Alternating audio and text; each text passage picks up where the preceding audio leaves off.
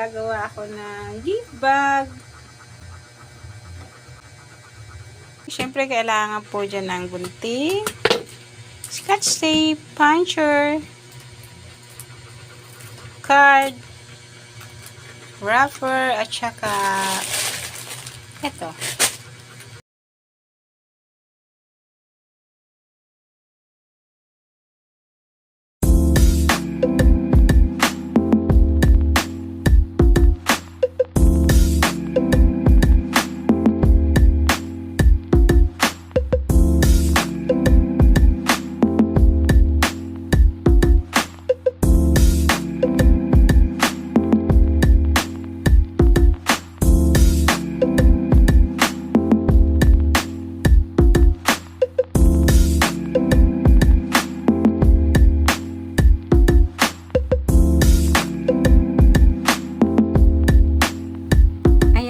Pag gagawa po kayo, yung kulay white po na yan, inyo po yan tatakpan para hindi po siya makita, para maganda po siyang tingnan pag natapos na yung gift bag.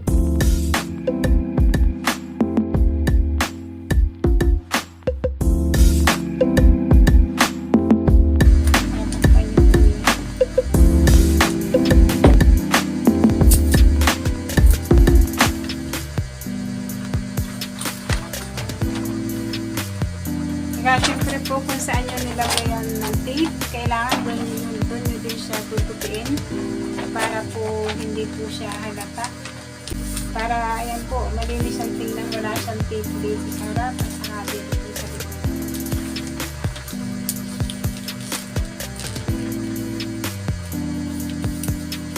Saka siyempre kung saan yung may gupit, katulad nito, dito yung may gupit.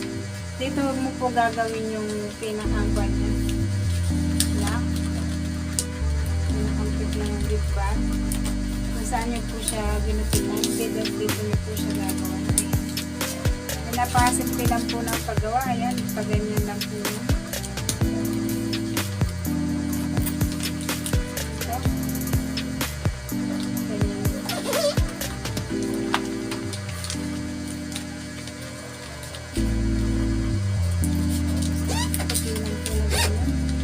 Konting kwan lang po siya. Konting matatakpan lang po yung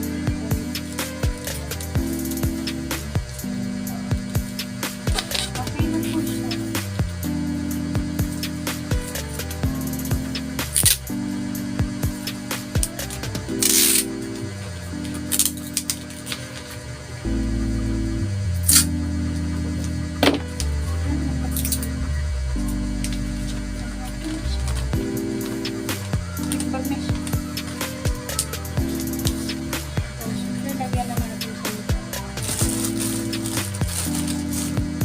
Kailangan po pag naglagay ka, ito, ganito siya.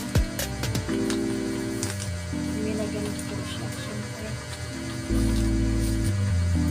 para siya sa gitna natin. Siyempre, gigitna po natin siya. Pag nilagyan mo po siya dito, ito po kailangan po, diba dalawa yung banya, butas, dalawang butas po niya. Kailangan po pag nilagay mo siya, dito mo po siya sa unahan ilagay.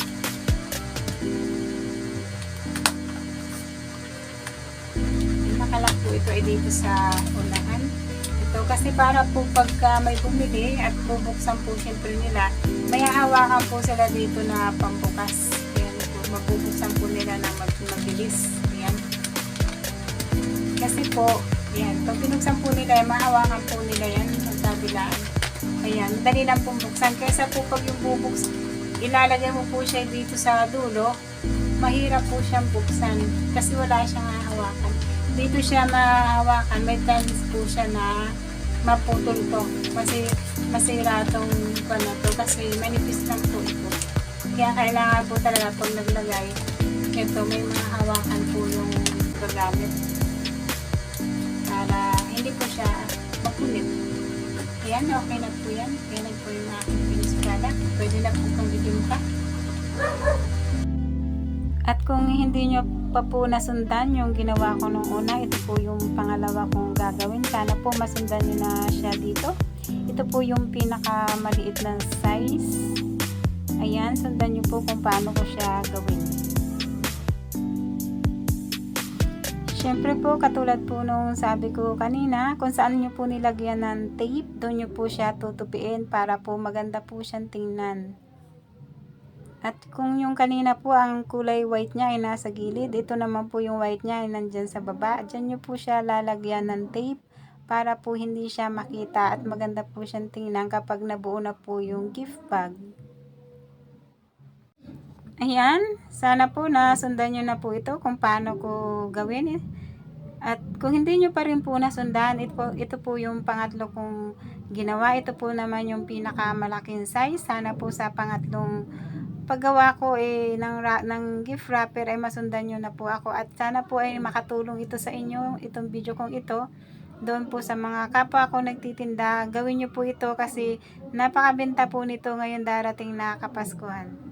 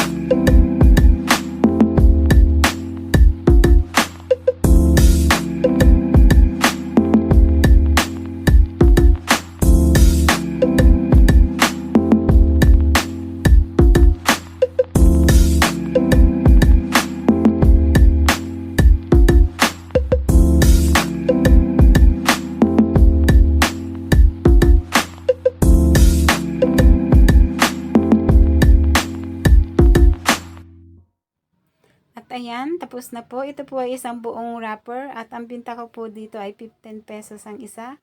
At ito naman pong kulay red na ito ay sa isang wrapper po, dalawa po yung aking nagawa. Ang binta ko po naman po dyan ay 10 pesos ang isa. At ito po naman ay sa isang wrapper, 4 po yung aking nagawa. At ang binta ko naman po dyan ay 7 pesos ang isa. At ayan, tapos na po ang aking paggawa ng gift bag. Pwede na po siyang ibenta.